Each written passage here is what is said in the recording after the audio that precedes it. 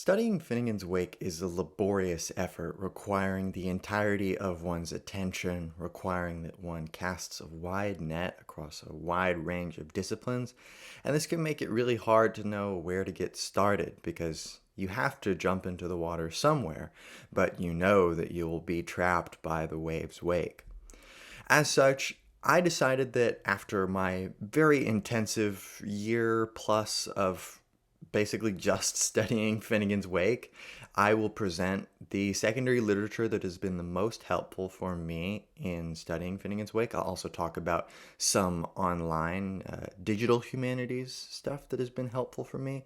And this will serve as kind of a helpful starting off point for someone who really wants to go in depth in studying Finnegans Wake.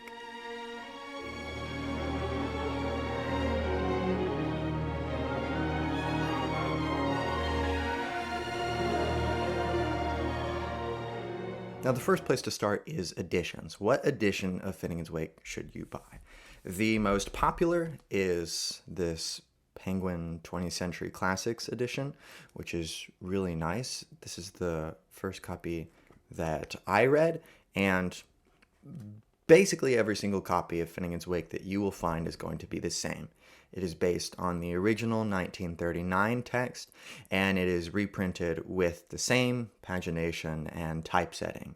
Because as soon as Finnegans Wake came out proper, before it was work in progress, and then it was actually published as Finnegans Wake, once that happened, scholarship began to be done which was page and line number sensitive.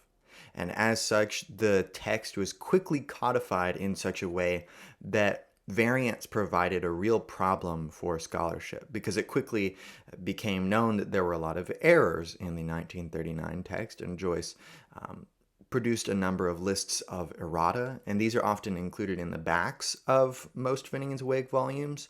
But for all intents and purposes, it is necessary that you have a copy which maintains the old pagination and typesetting and everything. So I know there is a revised Finnegans Wake that came out by Penguin fairly recently, I think in like 2015, but the pagination is different, and I just can't push myself to do that. It basically makes all kind of philological scholarship, which depends upon page and line numbers, obsolete, and I think that is too big of a step to take.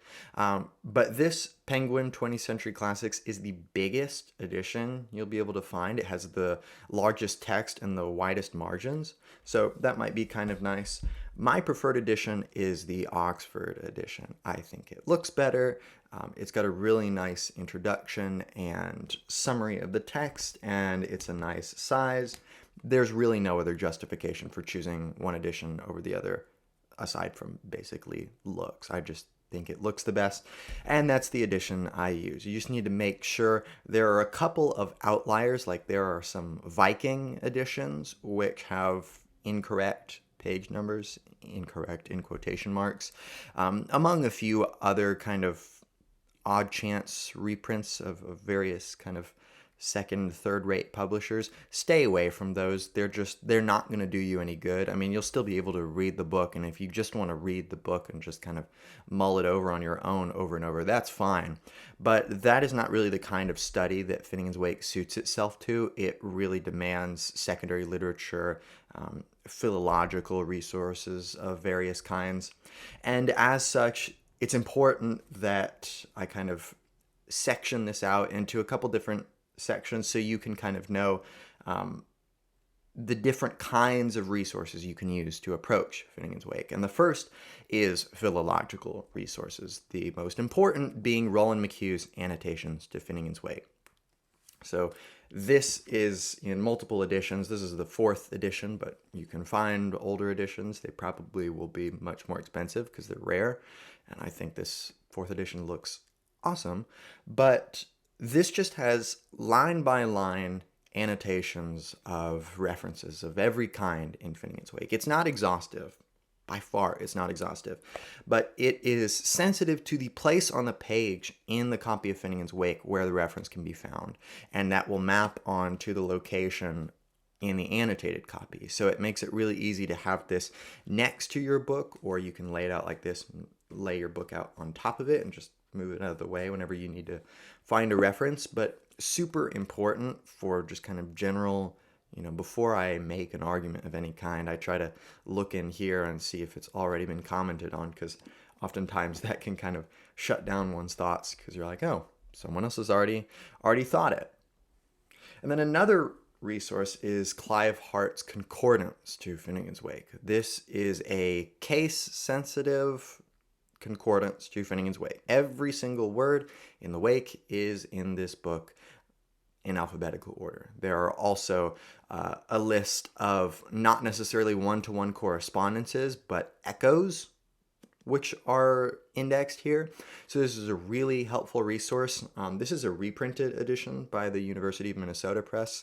There are older copies of this, but luckily they have a program running where they reprint certain really key works that have since gone out of print. So this is a great resource to have. Next, we have David Hyman's first draft version of Finnegans Wake.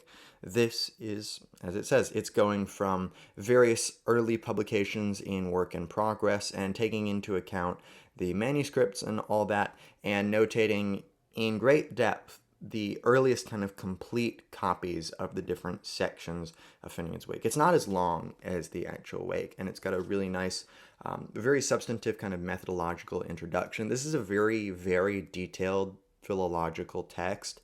So it's not the kind of thing you just read for fun. It's really for kind of more specific, see how ideas develop, because it'll have, if Joyce crosses out a word, it will have it crossed out in this. Or if it's indexed in a certain color, Joyce liked to play around with marking up his manuscripts with colors. This will have that notated with a superscript or a subscript. So very detailed, but nice to kind of gauge the way that Finnegans Wake develops, because Finnegans Wake very much did develop. It was work in progress, which was a work in progress for most of its time prior to publication.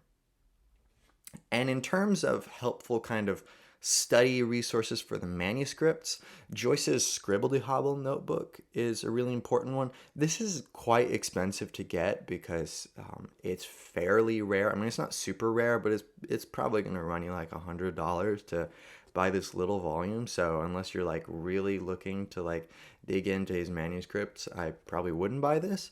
But it's super useful because this is one of the few kind of schemas, in a sense, we have where as Joyce is starting to write work in progress, he goes retrospectively back into his work and basically collates a number of kind of references that he takes from those texts and puts them in an ordered sequence here. So this is kind of him scouring his past oeuvre for future ideas, picking out important things that he wants to develop and whatnot. So you can see lots of important kind of premonitions of what's going to go on in Finnegans Wake in the notebook.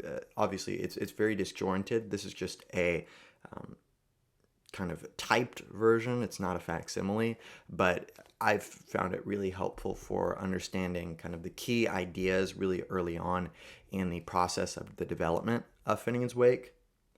And then there are numerous lexicons you can get for studying Finnegans Wake. There's a Gaelic lexicon, a German lexicon. I have the German one and it's pretty nice. But the one that I actually used the most is this classical lexicon to Finnegans Wake, published by O'Hare and Dillon. So this is Latin and Greek. So it's basically like the annotations, but it's just for the target language. So this will have the page and line numbers, and it just goes sequentially through the book from front to back. And it will give you references to the Latin and Greek echoes or direct translations of terms that are, not just translated straight up in Finnegans Wake. This kind of acts as an important touchstone, and Latin and Greek are just kind of very important byways, oftentimes between very large kind of meta-linguistic webs. So this is kind of a helpful bridging point to have. This is also quite expensive because it also wasn't printed a lot, and it's not in print anymore. Much of this stuff is not in print anymore, but also a significant amount of it is. All right, next we have essay collections. First we have our examination around his factification for incamination of work in progress. This is one of the early pieces of secondary literature that came out on what would become eventually Finnegans Wake. There's the famous Beckett essay in here, Dante, Bruno, Vico, Joyce, which is constantly cited in secondary literature. This is fairly rare. It's not super rare, but this is actually one of the rarities that I actually would recommend that even the most beginner get their hands on. It really gives you a sense of the kind of stylistic depth and also the kind of conceptual depth of what was going on kind of in terms of how his contemporaries were viewing Finnegans Wake. And it kind of gives you a bird's eye view of kind of the general gist of what is going on theoretically in the Wake. It's really short, and it's a lot of different essays from a lot of significant scholars in Joyce's time, but I have found it extremely helpful for kind of grounding my study of Finnegans Wake. And then I'm really interested in the language of Finnegans Wake, the linguistics, the kind of philological techniques, the literary theory, and whatnot. So this James Joyce, The Study of Languages, published by Dirk van Halle, is really, really cool. I was recommended this by my good friend Dr. Rolf Goebel, and it has been immensely helpful. It has a lot of kind of detailed study of the manuscripts and notebooks where he's collecting information about various linguists and whatnot, and we kind of get an insight into the way his language works. It's got a lot of really helpful scholarship in here that is very detailed, and I think it gives a very wide range of views on reading specific passages, on kind of, giving larger like tables of revisions and stuff that are going on, tracking the development of when he revises, where is he adding periods or commas or spaces or removing spaces. It's very, very detailed, but I found it really helpful. And then one of the biggest resources that I just continue to come back to over and over is this critical essays on James Joyce's Finnegans Wake, published by Patrick A. McCarthy.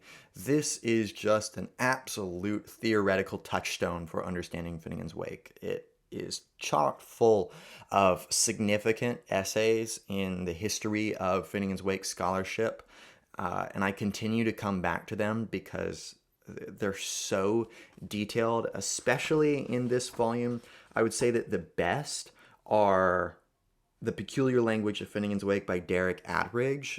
Attridge is really helpful and properly kind of post-structuralist in his approach. You also have David Hyman's Nodality and Infrastructure in Finnegans Wake. That is a very significant essay tracking this kind of systematic dynamic that he's creating in Finnegans Wake, where we have nodes which act as kind of locuses of signification, and then you have kind of rings of echoes that emanate outward from those nodes. It's a very significant kind of idea in the development of Wakeese, of what the language of the Wake is doing. And then probably the best essay collection, the best single essay collection that I would recommend for studying Finnegans Wake is Joyce's Almazyful Plurabilities, Polyvocal Explorations of Finnegans Wake. This is published by the University of Florida Press. It's edited by Kimberly J. Devlin and Christine Smedley. And almost every single essay in here is just an absolute goldmine. You can see just from the way I've broken the spine that this one has been used fairly extensively. There's just so many good essays in here. It particularly is trying to draw from a wide array of theoretical approaches. So you're going to get feminist approaches, post-structuralist approaches, eco-criticism, existentialism, kind of more like literary theory or philology or theology. It's very wide-ranging and kind of shows the Wake's ability to accommodate a number of different discourses in a way that don't compete with each other. They kind of creatively come into confluence. I really liked Jim LeBlanc's essay, Here Comes Everybody, HCE and the Existence of Others in 1.2. That uses Sartre's theory of the gaze in a way that was really helpful. It also had some Lacan in there. And one thing that I forgot to mention about this is it has one essay per chapter of Finnegans Wake. So it goes sequentially through the book, applying to each chapter a different theoretical discipline. So the first one is on prophecy, so it's on theology. The next one is on existentialism. The next one is on eco-criticism, and then law, law studies. I really like Colleen Yarech's Joyce's Common Reader, a primer for sensory consciousness in 1.5. She does a really great job of explaining how perception works in Finnegans Wake, and I really enjoyed that.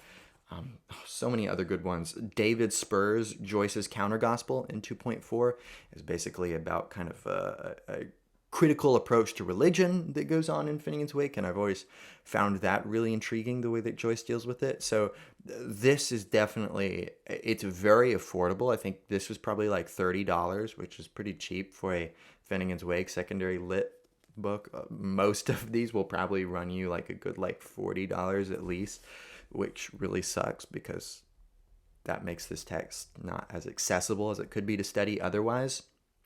But next, we've got genetic criticism. This is a really important theoretical strand in Wake studies, and it's also prominent in like Proust and Beckett and Kafka studies, but it is primarily coming out of the Joycean studies tradition. And there are several works I could mention here, but the most significant is How Joyce Wrote Finnegans Wake, edited by Luca Crispi and Sam Sloat. This is chapter by chapter, just like Joyce's All Maze of Pluralities, going into the genetic kind of outline of the way that the Wake develops. So we're going into the manuscripts, getting very detailed accounts of the way concepts and words and phrases developed and everything. It's really theoretically dense, but in a way that's pretty darn readable. It is extremely detailed, and it's very, very long. This is just a chunker of a book. Definitely worth the money. It's probably like a good like $40 book again, but this is one of probably like the top 5 resources that I've really enjoyed. Daniel Ferre's Genetic Joyce, Manuscripts and the Dynamics of Creation. This is kind of an introduction to genetic criticism. It uses Ulysses and Finnegans Wake and talks about how Joyce, for example, when he would be looking at a manuscript and the ink would be bleeding through the page, he would sometimes take account of the way the text would appear backwards as it leaked through on the other side, and he would actually incorporate that into the revision process. So it really shows the way that Joyce approached contingency in his writing and the way that that kind of conceptually spilled over into Finnegans Wake. This is a really expensive book, so if you want like an introduction to genetic criticism, maybe choose a different work. And then Dirk van Holle's James Joyce's Work in Progress, pre-book publications of Finnegans Wake, is super cool. It's a really detailed account of the publication history of Finnegans Wake, and it also is going to help understand the multiplicitous nature of authorship and response in Finnegans Wake. The way that, for example, Joyce responded to the critiques of Wyndham Lewis in the development of Finnegans Wake and actually incorporated that into the text. This is a really cool book that I kind of always go back to kind of figure out, okay, where is this manuscript in the history of the development of Finnegans Wake? So I've really appreciated this. And then post-structuralist and kind of post-structuralist adjacent stuff is a really interesting aspect of Finnegans Wake. I'm really interested in the way that it came so early kind of in the history of the transition from modernism to postmodernism, and yet it embodies so much of what I would consider a postmodern text to be. And chief in this regard is Colin McCabe's James Joyce and the Revolution of the Word. This is kind of one of the seminal texts of applying post-structuralism to Finnegans Wake, and it is just awesome. I haven't even put flags in it because I literally just finished it the other day, but this is just such a joy to read. I would read it again just to read all of McCabe's insights. He's adding Derrida and Lacan and Foucault. He's not really talking about Deleuze, because I don't think Deleuze was really popular in 78 when this was written, but it's fairly early kind of in the history of Wake criticism, but just a total awesome text, really enjoyable if you kind of want to understand the extent to which Joyce is invoking discourse and multiplicity and indeterminacy and non-locability and ambiguity in language and surface play, all sorts of stuff. Also, Joyce's Nietzschean Ethics by Sam Sloat. This is an awesome text. It's just reading kind of the entirety of Joyce through the lens of Nietzsche. And Sloat does a really good job of applying his study not only to Finnegans Wake, but to Portrait, to Dubliners, to Ulysses.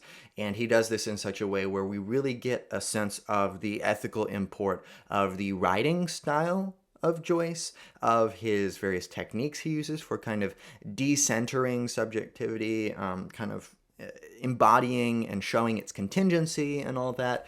A really short and sweet volume. It's like 150 pages, but it's just chock full of really helpful stuff on Nietzsche. I felt much more grounded in my understanding of Nietzsche through this book by the time I finished it, but it's also just really rich in analyses of Finnegans Wake, of Ulysses. I really felt like I got a sense of the continuity of the ethical impulse through Joyce's ironism that kind of cuts through his oeuvre. And then this is such a fun book. I totally want to read it again. Lots of fun at Finnegans Wake, Unraveling Universals by Finn Fordham. First off, I love the cover design. I think it's so cool. But this text literally just talks about Joyce's kind of anti-essentialist, anti-universalist approach in Finnegans Wake. It glosses, I think, 5 key passages, and each chapter is devoted to tracking in detail through kind of a genetic criticism approach the development of this text from its earliest development to its latest instantiation in the published version of Finnegans Wake in 1939. And we get really, really in-depth analyses of each time a passage is iterated anew. What changes? Because one of the key motifs in Finnegans Wake is the same anew. But as Fordham very expertly shows, it is only insofar as the same renews differently, as it cannot renew the same. It cannot renew any other way but to be new once again in a different manner. And this text, Fordham has such a good writing style. He's really fun and charming and enjoyable to read. This text is, again, pretty expensive, especially because it's coming from Oxford, which I think is kind of one of the more expensive publishers sometimes.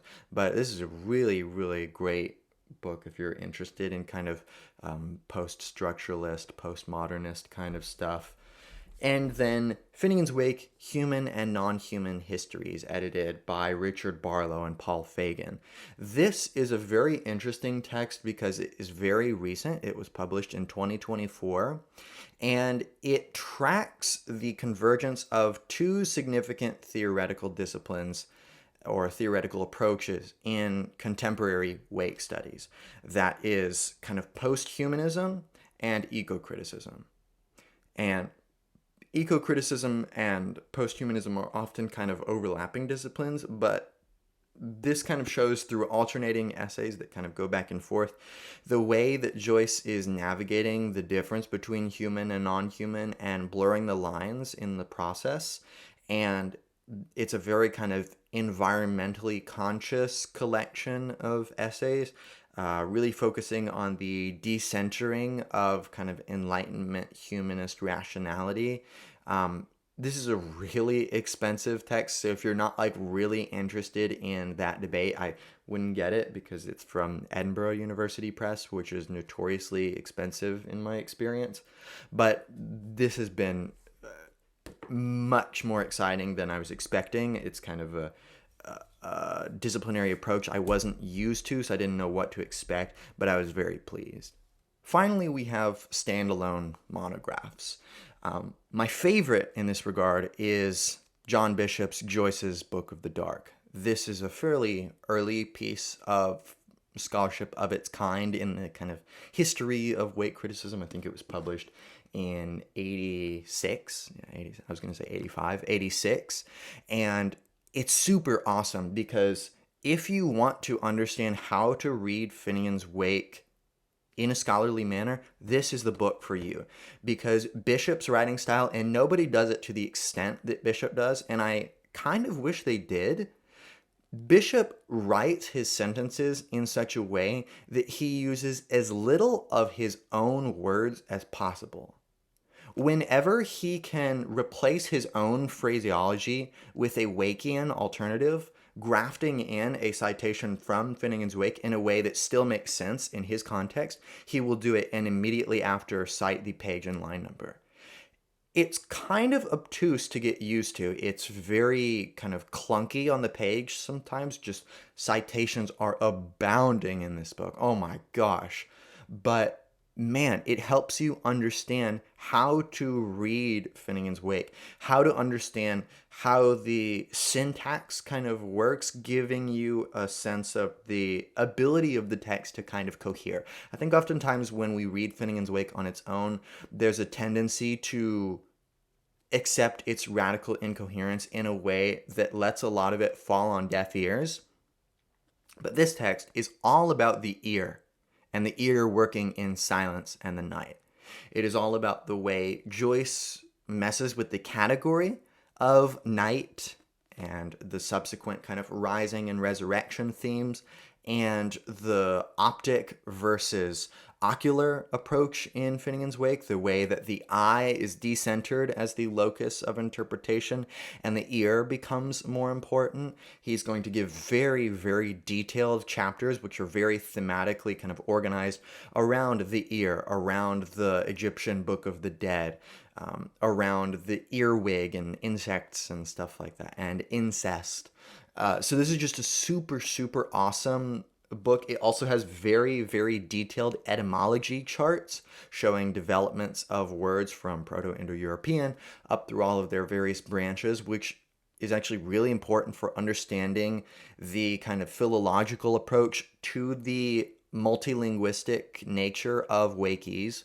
So this text is just a total goldmine. It is totally worth your money if you kind of have just a few resources that you want to get for Finnegans Wake. This is it. And at the end of the video, I'm going to kind of get together a few of kind of the most important works. Like if you want to study Finnegans Wake, these are the ones that I recommend you buy absolutely. This is kind of casting a very wide net so that if different people have different interests, maybe you're kind of more into just purely philological stuff, or you want to look at genetic criticism, or you just want a nice essay collection, I can kind of point you in the right direction. But at the end of this video, I'll kind of give you the essential list. Next, we have Kimberly J. Devlin's Wandering and Return in Finnegans Wake, an integrative approach to Joyce's fictions. I love this work. She is an amazing writer, honestly, a real kind of idol of mine in terms of writing literary criticism, and it does what it says on the tin. It integrates all of Joyce's fictions and gives us a sense of the continuity of his project. This was really significant in kind of my development and my understanding of what Joyce is doing, because it showed that there's not as radical of a discontinuity between Dubliners and Finnegans Wake as I was led to believe. In fact, there are a lot of overlapping lines of flight and strands that are kind of followed and twisted in the process, of course. There's much that is completely, radically different between these two ends of Joyce's oeuvre. But nevertheless, Devlin does a tremendous job of showing the significance of cyclicality in Finnegans Wake, the nature of the coincidentia oppositorum, of the coincidence of opposites. So the idea of wandering being accompanied by a respective return to something, and returning being accompanied by a respective wander away from that something. So it really kind of grounds the decentered feeling of Finnegans Wake in a kind of narratological and conceptual approach where you can kind of understand, why does it feel so disjointed? What is he trying to do in his fictions? Next is Colleen Joretsch's Language as Prayer in Finnegans Wake. This was a super cool book, which basically locates the relationship of Wakies to the language and the idiom of prayer. It uses the Book of Kells as kind of a touchstone and talks about how does Joyce's project connect to that of the Book of Kells and the way it approaches the visuality of language, the ritual function of language, the idea of interpretation and hearing. She is also a fantastic writer. This is a pretty expensive. These University of Florida Press editions are always fairly expensive, but this is a great thing if you're kind of specifically interested in the ritual function of language and the way he, for example, is going to parody the Lord's Prayer in various kinds of ways. She has these very detailed charts kind of showing kind of line by line stitching together of the entirety of the Lord's Prayer across Finnegans Wake, showing kind of where it sees its different instantiations and kind of collates them together. So this is a really helpful work. And then finally, this just came out in 2025, Talia Abu's Guilt and Finnegans Wake, From Original Sin to the Irredeemable Body. This is one of my favorite works of literary criticism or literary theory that I have ever read in my life. Abu is a brilliant writer. I got to see her at her book launch for this book at Trinity College Dublin on an online book launch, and the way she talked about and explained this work was just so great. This basically tracks the development of the notion of guilt through Finnegans Wake. So she sequentially goes through the book, starting with the kind of classic Judeo-Christian view of guilt and original sin and whatnot, and then tracks it to the development of a kind of critically immanent approach to the body, to bodily fluids, to foods, to disabilities, and tracks how there are different, often contradictory approaches to the nature of guilt in Finnegans Wake. How we can read this concept so central to Finnegans Wake in so many different ways, and how it can accommodate these simultaneously in a way that is really a critical dialectic. It maintains a lot of these stereotypes regarding original sin on the one hand, on the nature of being fallen. So central to Finnegans Wake is the idea of the fall. But then on the other hand, it is radically progressive in its understanding of the body and of the primacy of the immanent over the transcendent. So she really expertly tracks the nature of this kind of discursive battle that goes on in Finnegans Wake in a way that I found really helpful. In terms of online resources, there's a lot of really helpful things collating a lot of various sources. One of my favorites being this website Joyce Tools, which can be found on riverrun.org.uk. And this is all critical information that was procured via Clive Hart, one of the foremost kind of empirical scholars of the Wake. And you can see that this includes, for example, maps of Dublin, which is going to be really useful for finding all of these little intertextual references. We've also got the famous Tom's Directory of Dublin, which Joyce often mentions and alludes to in various ways. Again, we've just got more various Dublin resources. And then here we've got some very significant stuff. Awake Newsletter was one of the first journals specifically dedicated to Wakean studies. And here on this website, they have kindly provided the entirety of the corpus of Awake Newsletter for free via PDFs that you can download here. Same thing with the Finnegans Wake Circular, which was the subsequent journal after Awake Newsletter. You can find stuff for Ulysses as well, and some various notebook and reference tools of various kinds. There's Awake Typeface here. This is actually a way that you can download the typeface for the Siglum that has been developed. There's lots of really cool stuff here that I think would be very useful for either Ulysses or Finnegans Wake studies. It's really nice to have this really solid kind of empirical basis for the research of the Wake available right here via Awake Newsletter and Finnegans Wake Circular. And then the coolest resource is FWEET, the Finnegans Wake Extensible Elucidation Treasury. This website collects, as it says, 99,000 notes on Finnegans Wake from a number of sources. And if you just go down here to search engine, you can see that you have a search engine that pops up, and you can specify various parameters about, do you want it to ignore case or not? Do you want it to sort it alphabetically? Do you want it to search just the Finnegans Wake text or the entirety of the Fleet database?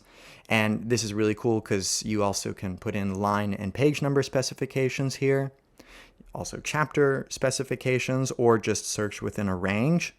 But also, this drop-down menu selection guide here is really interesting. There are a bunch of different categories here on the left. You've got Bible, so I can click here, and I can basically shortcut to any of these. Maybe I want to see the references to Deuteronomy in Finnegans Wake. I can click it, and it'll take me there, and it maintains at the top a reference for all the parameters that I had set, and it tells me specific page and line numbers to, for example, Deuteronomy. This is right near the start. And you've got lots of different references either to passages in Deuteronomy or directly to the word Deuteronomy or whatever it may be. We can go back and we can look at various other things. You have, for example, books. So this is all references that Joyce played on. A famous one is Joseph Bédier's The Romance of Tristan and Isolde, translated by Florence Simmons. So this is basically a version, kind of scholarly version of The Romance of Tristan and Isolde that was used by Joyce significantly as kind of a reference text. So you can see a lot of kind of direct quotations there, or kind of riffing on certain passages from there. There's just tons and tons and tons and tons of references for works that Joyce may have used in the process of writing Finnegans Wake as a reference, or maybe he's stole a passage or two. And I can click any of these, like Sir Edward Sullivan's The Book of Kells. He kind of had a manuscript study that he did on the Book of Kells, and you can see various spots where he's either riffing on the way Sullivan writes or a specific phrase. For example, miscegenations on miscegenations is one of the more famous passages from Finnegans Wake, and it actually comes from the Book of Kells, where he describes it as sort of miscegenation taking place on the page. Now, the most interesting thing, I think, here is this motif section. So it will give you various motifs. For example, when HCE is being talked about or is the subject of the sentence, because his initials will be the starting letters of a 3-word clause or phrase, or his letters will just be there. So I can actually click on this and I can see every single reference by page and line number to his initials, often, as you can see, permutated in various respects, not always just HCE. Sometimes it's ECH or, any of the other ways that his name can be put in here. So it is just super abundant. It is, again, page and line number specific. So for a variety of motifs, including various idioms, for example, this ATION is going to be repeated over and over in rapid succession whenever the apostles or Mama Lujo or the 12 are talking. Often this is to mimic a juridical discourse where HCE is being condemned. So I can click on this and it takes me to all the various times where we see the ATION being repeated. And you can see it even mentions how many times in a row it is repeated. So sometimes this is going to be, if it's 4 times, it'll probably be Mama Lujo speaking, Matthew, Mark, Luke, and John. Sometimes it'll be 12, so it's the 12 disciples speaking. So you can see there's various instances here. So this is just a really nice way to study any number of recurrent motifs, whether they be numbers or pairs of various kinds, or phrases like "O Felix culpa" is a very common one. So I can click on that and I can see all the times that has been repeated. So this is a really helpful way of having online a basically maximalized version of McHugh's annotations. It's bringing in contemporary scholarship. You can see when the collection was last updated, which is recently in 2025. So this is very up to date, and it's a resource that I would much recommend. So you want to study Finnegans Wake. These are the 5 resources that, if I could boil it down, I would say these are the essentials, in my opinion, from the way I approach the Wake and the stuff that is the most interesting to me, these are the 5 important ones. Our examination is going to give you a kind of bird's eye view of the Wake. It's probably the best kind of introductory piece of secondary literature. Joyce's All Masterful Pluralities is going to give you a chapter-by-chapter guide of sorts, which summarizes each of the chapters in the respective essays, but also gives you a sense of the radical multiplicity of discourses in Finnegans Wake. Lots of Fun in Finnegans Wake is going to give you kind of an intro to genetic criticism in the process of showing the nature of contingency and anti-universalism in Finnegans Wake. It gives you a sense of the true radical nature of Finnegans Wake. The Annotations to Finnegans Wake by McHugh is the essential philological resource for studying Finnegans Wake, just finding references, seeing what kind of book maybe Joyce was reading from in order to get this reference on the page that is just confusing you. And then finally, Bishop's Joyce's Book of the Dark is just a great touchstone for understanding the nature of so many central concepts in Finnegans Wake. I feel like he really kind of hits on the key ones of this duality of rising and falling, of darkness and light, of the eye and the ear that I find so prevalent throughout all of Finnegans Wake. There are, of course, many kind of essential themes that you could pick out, but I think that these 5 resources will be the most helpful for understanding how to study Finnegans Wake. So that being said, I know this was a lot, but hopefully some of this is helpful to someone. You can check out any of my other lectures I've done on postmodernism, German idealism, gender theory, post-colonial studies, and other classic literature. You can become a channel member for $5 a month and gain access to, among other things, a private philosophy Zoom, which you can tailor to your needs. I also have super thanks if you'd just like to donate to the channel, because it really helps me out in being able to afford all of these often expensive texts, and it means a lot to me, but no pressure. Care about yourself first. That is it for this lecture, and I will see you in another one.